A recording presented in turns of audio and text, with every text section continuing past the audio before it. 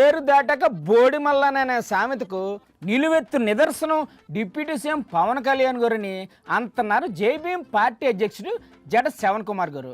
నమస్కారం సార్. చెప్పండి గురుగారు. ఇంతకుముందు ఉప ముఖ్యమంత్రి గారు ఏం మాటలు మాట్లాడారో ఒకసారి మీ అందరికి వినిపిస్తా. చూపించండి సార్. ఓపాలి సుగాలి ప్రీతి 14 ఏళ్ల బిడ్డని స్కూల్కి వెళ్తే 10 మందిని నాశనం చేస్తే దాన్ని పట్టించుకోడు ఎవడు. జగన్మోహన్ కి బొక్క పడితే చిన్న గులకరాయి పడితే రాష్ట్రం అంతా ఊగిపోతాయి. సగటు మనిషి బాధ మనకి తెలియదు. అవన్నీ పాత డైలాగులండి. ఇప్పుడు కొత్త డైలాగ్ వదిలేరు. పళ్ళున్న చెట్టుకే రాళ్ల దెబ్బలంట. చూడలేదా మీరు? పళ్ళున్న చెట్టుకే రాళ్ళు దెబ్బలు. ఏం పళ్ళు ఉన్నాయా నీ దగ్గర? ఏం పళ్ళు ఉన్నాయో మాకు తెలదు.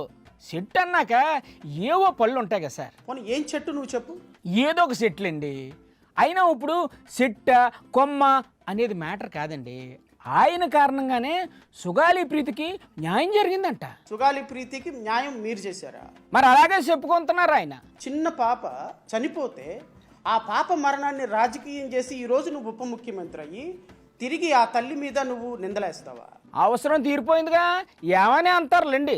నిందితుల్ని కోట్ల రూపాయలు తీసుకొని కాపాడుతున్న జనసేన పార్టీ అధినేత పవన్ కళ్యాణ్ చచా అలా ఎందుకు చేస్తారు సార్ ఆయన? ఇది 100% వాస్తవం. నా ఒప్పుకోను. ఆయన అలాంటి మనిషి కాదండి. కావాలని మీరు ఈ కేసును సిబిఐకి వెళ్లకుండా అడ్డం పడుతున్నారు. పవన్ కళ్యాణ్ గారు అడ్డుపడుతున్నారా? అసలు అక్కడ సాక్ష్యాలు ఏమీ లేవంట కదండి.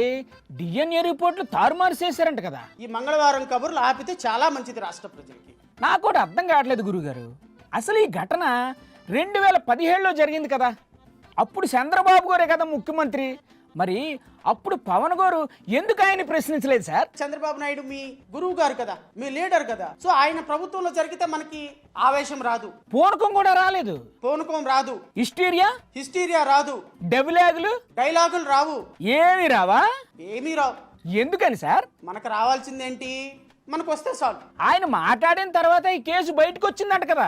ఉప ముఖ్యమంత్రి స్థానంలో కూర్చొని ఆ హోదాను అనుభవించేటప్పుడు కాస్తైనా సరే సిగ్గు ఇంగితమైనా ఉండాలి సార్. అంటే ఏంటి?